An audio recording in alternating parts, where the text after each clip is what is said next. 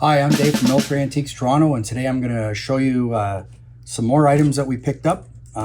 Came in the door, showed up in the mail, however you want to phrase it. Some of them did, some walked in the door. It's all good. You know what? I'll start at the beginning. So if you own the new book we published on WW1 Canadian uniforms and equipment, this is in there. They come in different colors. They are First War shoulder boards. There's different colors. There's green, there's blue, there's red, and they designate the different battalions. Sorry, the different divisions. And that then led to divisional patches. And that may be paraphrasing it, but that's really what happened. So the hard part with these is getting left and right. Normally you just get one and they're sold as a pair, but they're both lefts or both rights. In this case, because the way they sit on the shoulder, obviously like that, and then the other side is a different angle. So it's like that. So hard to get a pair. You get lots of singles or lots of mismatched pairs, but not an actual pair. I just got these in the mail with the tie strings. Very happy to have them. I haven't even negotiated the price yet, but they've already sold instantly to the people who wrote the book. So I guess they'll be in a future edition or something because they even didn't have a pair. So there's that. So, and as you can see right here, and there's the backs of them for Bill, so he knows what the back looks like. And if you look at them like that, you'll see the angle right there and then there. So when they're being worn, they're obviously cut on an angle like that because that's the way you have to be worn.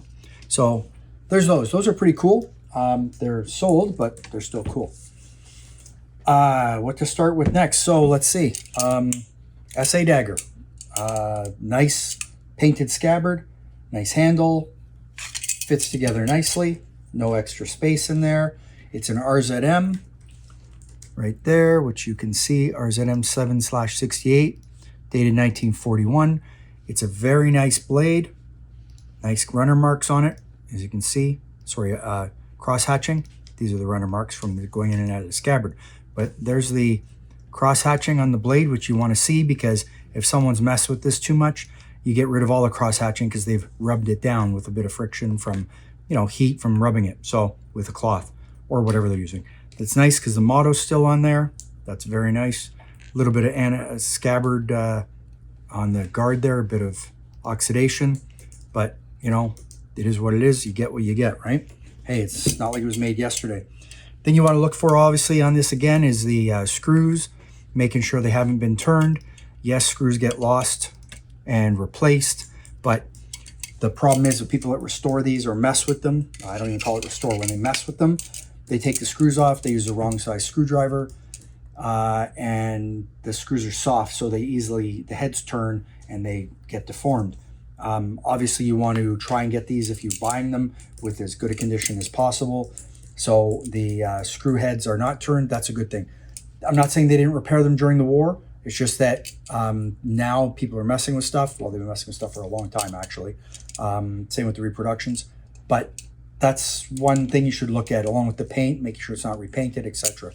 So there's that. So it's a nice SA Dagger. That'll be on the website as soon as we can get it photoed and listed. But it comes down to time, and there's not enough time in the day sometimes.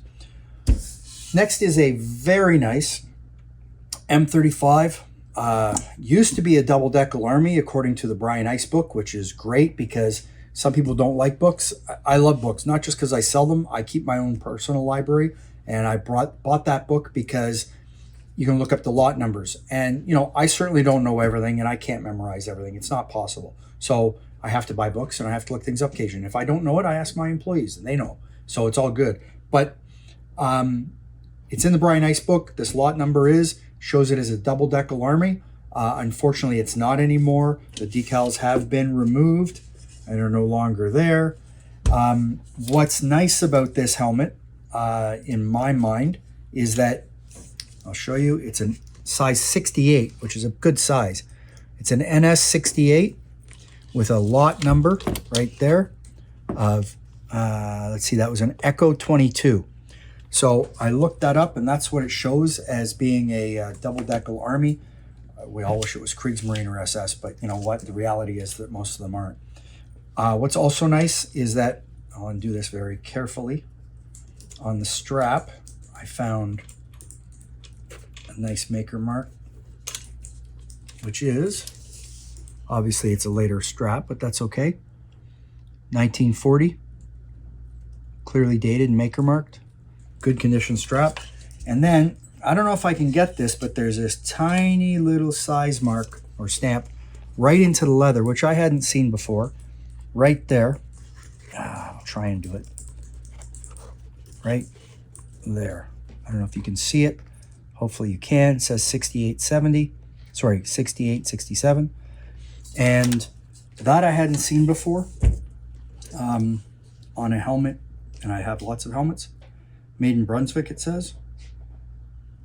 Yeah, very nice. Not a perfect condition liner, but you know, you sort of get what you get in a lot of cases after all these years. They were worn in the field. They were not taken care of. They were used and abused. This isn't a parade helmet. This is a combat helmet. So I'm going to leave that strap undone because I don't want to ruin it. So, so there's a really nice M35 double decal. You know what? Nice helmet, nice size, very nice size, nice condition. I'll get that photoed as soon as I can and get it up on the website because that's where it's going to go. So price is right in my opinion. So it's not $1 million. So you know what? Hey, if you're into it, it's there. Anyways, thanks for watching. Check out my Facebook, YouTube, Instagram. Check out the website. It's in Canadian funds. It's funny what walks in the door when you have the only retail store around, right? So a lot of people have websites, but running a retail store, you never know what's going to walk in the door. So thanks for looking. Have a nice day. Take care. Bye.